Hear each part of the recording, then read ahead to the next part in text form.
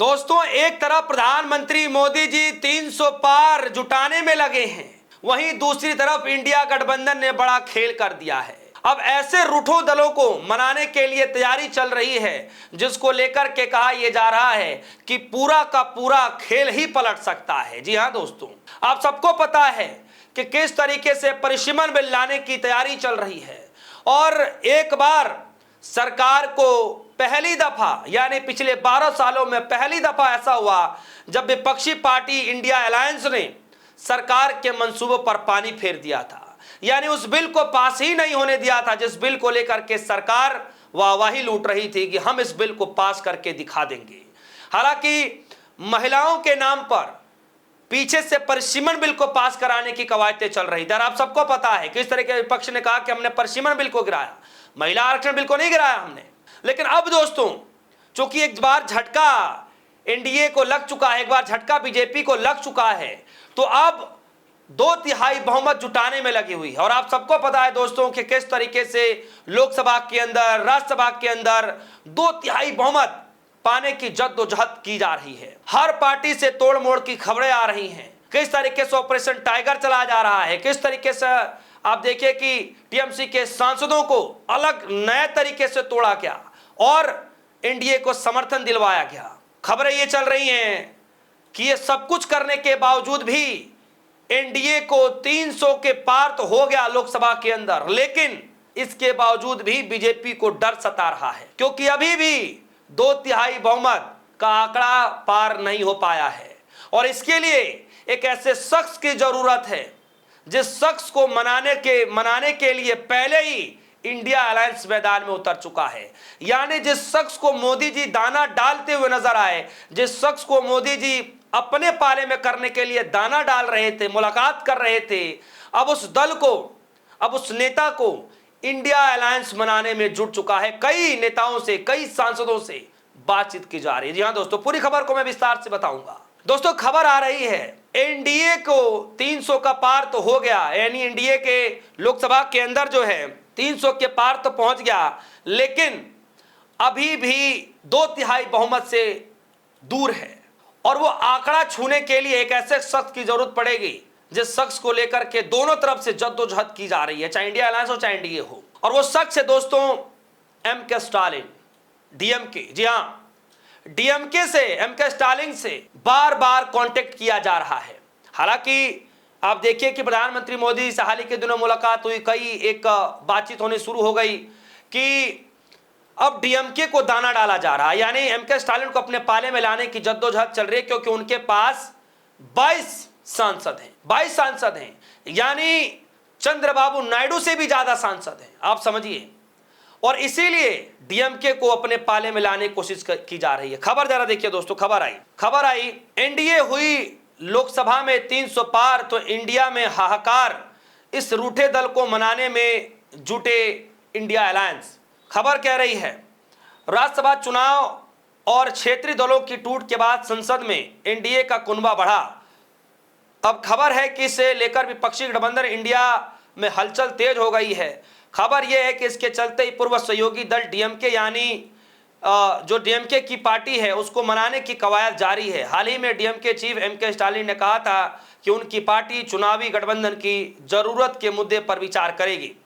अब खबर यह आ रही है कि संसद में एनडीए की बढ़त संख्या के बीच इंडिया गठबंधन ने डीएमके की नाराजगी को दूर करने का प्रयास तेज कर दिया है। कहा जा रहा है कि गठबंधन से कई नेता डीएमके से बात कर रहे हैं, वही कांग्रेस की तरफ से डीएमके को लेफ्ट पार्टी का उदाहरण दिया जा रहा है। तो दोस्तों, कुल मिलाकर के कहां तो बीजेपी, मोदी जी 300 से ऊपर का आंकड़ा जुटाने में लगे हैं, 300 पार आंकड़ा जुटाने में लगे, और इधर इंडिया अलायंस बीजेपी के मंसूबों पर पानी फेरते हुए डीएमके को मनाने में जुट चुका है। वो डीएमके दोस्तों जो कांग्रेस पार्टी के साथ मिलकर के चुनाव लड़ रहे थे, गठबंधन की सरकार रही तमिलनाडु के अंदर, वही एम.के. स्टालिन अब थोड़े से नाराज चल रहे हैं। और किस वजह से नाराज चल रहे हैं? क्योंकि कांग्रेस ने विजय थालापति की पार्टी टीवीके को समर्थन कर दिया, जिसके चलते अब एम.के. स्टालिन साफ तौर पर नाराजगी जाहिर करते हुए कहा कि मैं इंडिया अलायंस के उस गठबंधन का साथी नहीं हूं। मैं कांग्रेस का साथी नहीं हूं, मैं इंडिया अलायंस का साथी नहीं हूं, इस तरीके से दावे किए गए। लेकिन अब वही इंडिया अलायंस डीएमके को, एम.के. स्टालिन को मनाने के लिए फोन कॉल करने शुरू कर चुके हैं। यानी एक तरफ बीजेपी सोच रही है कि एम.के. स्टालिन को हम बुला लें, हम अपने पाले में बुला लें, क्योंकि अभी 2/3 बहुमत का आंकड़ा बहुत दूर है, या नॉर्मल भाषा में कहें तो बीजेपी के लिए दिल्ली अभी दूर है। अभी तो सिर्फ 300 का आंकड़ा पार हुआ, जबकि बहुमत 2/3 आंकड़ा छूने के लिए कम से कम 362 चाहिए। हालांकि 2 सांसदों ने इस्तीफा दे दिया था टीएमसी की तरफ से, तो अब जितने भी सांसद हैं अगर उनके आंकड़े देखे जाए तो लगभग 360 सीटें चाहिए, 360 का आंकड़ा चाहिए। लेकिन अभी बीजेपी के पास सिर्फ 300 है, और खबरें ये चलाई जा रही हैं कि इतना सब कुछ होने के बावजूद अब डीएमके पर नजर है। यानी डीएमके का भी अगर जोड़ लिया जाए, उसके बाद कहा यह गया, बीजेपी के कई नेता ये कह रहे हैं, बीजेपी सहयोगी के कई नेता ये कह रहे हैं कि अब सपा पार्टी के भी कुनबा जो 20-22 सांसद हैं, हालांकि सांसद तो ज्यादा हैं लेकिन 20 के करीब जो सांसद हैं वो एनडीए में जा सकते हैं। कि किस तरीके से जो आंकड़े आ रहे हैं आपके सामने मैं रख देता हूं। आप देखिए कि जो राज्यसभा में 2/3 बहुमत जो चाहिए होता है, उसके लिए तकरीबन 50% से ज़्यादा चाहिए होता है, यानी लगभग 163 2/3 का जादू आंकड़ा चाहिए राज्यसभा के अंदर। लोकसभा के अंदर 543 में से 362 चाहिए, लेकिन अभी फिलहाल 360 के करीब चाहिए। उसके बाद अभी एनडीए के पास लोकसभा में 318 का आंकड़ा हो चुका है, यानी 318 ये, और बाकी डीएमके को जोड़ने की कोशिश की जा रही है, बाकी सपा के खबरें जो चल रही है जोड़ने की कोशिश की जा रही है, बाकी और लोगों को जोड़ने की कोशिश की जा रही है। वहीं राज्यसभा के अंदर अभी एनडीए के पास 151 का आंकड़ा हो चुका है, और वो 2/3 बहुमत के लिए 164 चाहिए। यानी अभी दिल्ली दूर है। सारी तिगड़म पचीसी करने के बावजूद भी सिर्फ यहीं तक पहुंचा गया है। यानी अब नजरें निगाहें जो है एनडीए की, बीजेपी की जो है, अब वो डीएमके पर है, एम.के. स्टालिन पर है।